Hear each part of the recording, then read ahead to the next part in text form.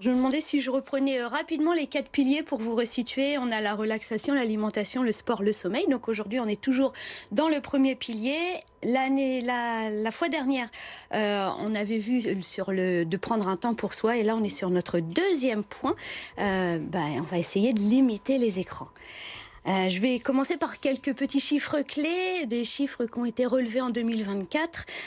Savez-vous que les Français passent en moyenne 32 heures par semaine sur les écrans pour un usage personnel, je précise, parce que sinon bien plus pour ceux qui travaillent devant un écran d'ordinateur. Vous savez ce que ça représente en pourcentage de temps ? Dites-nous. Eh bien 20% de leur temps sur ces écrans. Ça représente à peu près 4 heures et demie par jour. Pour vous donner quand même un ordre d'idée, si on dort nos 8 heures par jour, ça représente un tiers. Donc là, ou 33%. Donc là, c'est quand même énorme, c'est 20%. Alors Carole, je pense que vous auriez dû prendre une chaise parce que moi aussi j'ai relevé des petites données ce matin. Le temps d'écran des gens de la rédaction, ça va vous plaire. Ah, dites-moi. Alors, non mais vous êtes vraiment sûr que vous devez vouloir les savoir parce que vous nous avez dit 4h35, c'est énorme. On est sur un Lancelot Maisonnier qui est à 8h09 par jour. Oui, mais ça inclut son temps de travail. Non, par jour, oui, c'est ça. 8h09 par jour, avec 2h56 passées sur Instagram. Je dis quand même. C'est basique. Est-ce que c'est de la veille ? Loïc, c'est du plaisir. 2h56 sur Instagram. Loïc Radnac qui est en régie, lui il est à 8h40 par jour. Loïc qui travaille en journée, donc on peut dire un petit peu, voilà, c'est pour le travail. Il y a quand même 3h35 par jour sur Instagram. Aubert, vous êtes à combien ? Écoutez Anaïs, moi je tombe de ma chaise. Non, moi je suis vous n'avez pas internet, je suis Aubert, pile dans la moyenne des Français. Moi j'ai 4h30 par jour. Voilà. C'est moi la grande gagnante, 3h56. Bravo. Voilà, je tiens que pour une fois que je suis la bonne élève de cette chronique. Voilà, donc ça va Carole ? On va pas parler de mes chiffres. Moi, j'y suis très peu. J'essaie de réduire au maximum, effectivement. Et justement, aujourd'hui, je vais essayer de vous dire comment on peut essayer de faire. Et puis, en tout cas, au moins d'en prendre conscience. Savez-vous que 75% des internautes français consultent au moins une fois par jour un réseau social, au moins un. Et quelles sont les conséquences alors Déjà, ça peut réduire le sommeil, puisque 25% de ces internautes disent réduire leur temps de sommeil à cause des réseaux sociaux, à cause des écrans. Le soir, certains regardent la télé et d'autres, c'est leur téléphone. Donc, quel dommage déjà de se priver de sommeil. Pourquoi d'ailleurs ? Est-ce que vraiment ça apporte quelque chose ? Les réseaux sociaux, déjà, tout simplement, qu'est-ce que les gens postent dessus ? Pour la plupart, ils mettent leur vie. Non, ils mettent les côtés positifs de leur vie. Alors vous, quand vous consultez, vous dites « Mon Dieu, mais moi, ma vie, elle est ennuyeuse. » Là, ça vous fait déprimer. Alors vous dites « Mais moi aussi, je vais poster. » Et vous postez pourquoi ? Pour avoir des likes. Et si vous n'avez pas de likes, vous êtes déprimé. Et alors vous allez essayer de poster autre chose et de plus en plus pour avoir toujours plus de likes pour pouvoir déclencher ce fameux circuit de la récompense. Donc, hop, stress, dépression sans doute, qui peuvent être engendrées tout simplement juste parce que on s'occupe un peu de la vie des autres. Alors comment est-ce qu'on ne voit peut que les choses prendre positives. un peu ces distances avec les réseaux ? Moi j'ai expliqué aux garçons, mes applis elles se bloquent au bout d'un moment. Alors ça c'est une excellente façon de faire. Effectivement, il y a des applications pour ça qui vont vous dire, vous donner des alertes. Attention, ça fait déjà tant de temps que vous êtes dessus. Moi, je vous invite déjà à vous poser les questions. Qu'est-ce que ça vous apporte d'aller sur les réseaux sociaux ? Est-ce que vraiment c'est utile ? Alors, effectivement, dans certains de métiers, pour les médias, ça s'appelle de la veille. Ok. Mais parfois, on a tendance à se perdre un peu. On cherche une info et puis on part de fil en aiguille de plus en plus loin. Donc là, à un moment donné, il faut se dire « Oula, j'étais venu chercher quoi ?» Est-ce que vraiment... Et donc, est-ce qu'on peut s'en passer ? Et puis, essayer de faire la part de ce qui est volontaire. Justement, comme je vous disais, je viens chercher une information et ce qui est du compulsif, j'allume juste parce que je m'ennuie 3 secondes. Ou je suis partie naviguer, je ne sais même plus pourquoi j'avais pris mon téléphone en main. Voilà. Et puis, il y a aussi la partie mail. Qu'est-ce qui se passe si on ne répond pas ou si on ne lit pas immédiatement un mail ?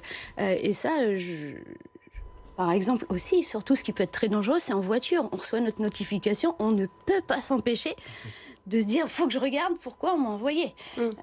Sauf que bien souvent, ça n'a pas vraiment d'importance. En tout cas, ça pourrait attendre qu'on s'arrête.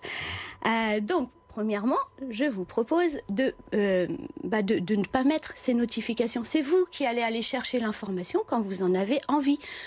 Tout simplement, sur les réseaux, ça garde.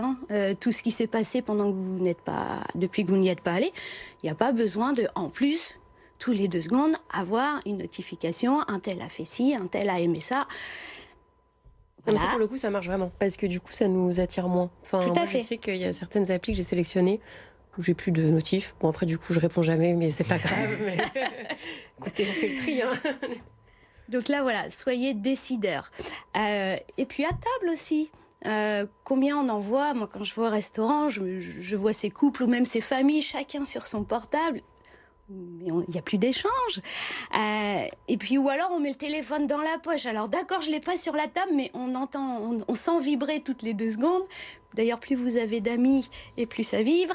Et puis, vous n'êtes pas en train de vivre l'instant présent et c'est bien dommage. Qu'est-ce qu'on peut faire aussi? Eh bien, par exemple, pour les mails, est-ce qu'on ne pourrait pas mettre une réponse automatique qui dit moi, je consulte mes mails que de tel jour, telle heure, telle heure. Et comme ça, celui qui vous a envoyé un mail reçoit cet automatisme et ne s'inquiète pas. Ok, mon mail sera consulté que tel jour et je m'inquiète pas de ne pas avoir de réponse plus tôt. Voilà. Donc concernant les repas, Carole, si on parle à nos téléspectateurs qui ont l'habitude, par exemple, de manger avec leur téléphone, quelles sont les astuces peut-être pour pas penser à son téléphone quand on mange? Alors, ce qu'il faut surtout, quand on mange, c'est très important d'être conscient de ce qui se passe. Parce que si on est en train de scroller, on ne va pas faire attention à la quantité de nourriture ingurgitée. Donc, on risque de manger plus. Vous allez me dire, oui, mais moi, j'ai ma gamelle, donc de toute façon, je ne risque pas de manger plus. Oui, mais en fait, comme vous n'avez pas pris conscience que vous êtes en train de manger, eh bien, quelques temps après le repas, vous allez avoir faim. Vous allez avoir faim plus tôt que si vous aviez pris conscience que vous étiez en train de manger. Manger, c'est pas seulement mettre dans la bouche, c'est aussi voir les couleurs, sentir les odeurs, sentir la mâchoire bouger. Donc tout ça, si on est en train de faire autre chose, que ce soit le téléphone ou la télé, en fait, on n'en a pas conscience. Donc c'est bien dommage parce que du coup, ça a un risque sur notre santé, qui en découle l'obésité, par exemple. Il y a un autre moment où on prend le téléphone de manière assez automatique, c'est quand on fait du sport. Est-ce qu'on peut l'éviter? Ah, mais tout à fait, c'est ça. Alors, même pour la musique. Alors, en fait, moi, ce que je vous conseille, si vous faites du sport seul ou avec une application, bien là, ok, on met son application, on est avec son smartphone, mais on se met en mode ne pas déranger. Comme ça, vous faites votre séance en intégralité sans être dérangé. D'ailleurs, ce sera plus efficace que si vous arrêtez toutes les 2 secondes pour répondre. Et puis moi, ce que je vois dans les cours que je donne, c'est qu'entre 2 exercices, je vois beaucoup de personnes prendre leur téléphone, répondre. Et je me dis, mais c'est dommage, parce que là, elles ne profitent pas pleinement de la séance de sport. Ce qui était à l'origine un temps pour soi est gâché par ces moments de répondre absolument au téléphone. Alors, il faut vraiment dissocier quand même, parce que il y a des postes importants, il y a des personnes qui doivent absolument répondre dans l'instant. Et là, c'est OK. Mais si ceux qui vous envoient les messages peuvent attendre, faites-les attendre 5, 10 minutes ou 30 minutes, le temps de la séance. Est-ce que c'est la mort? Si on a une seconde, je vois Carole que sur votre chronique, vous avez un conseil qu'on va peut-être pouvoir prendre avec Lancelot, c'est le dimanche, pas d'écran et pas de réseaux sociaux.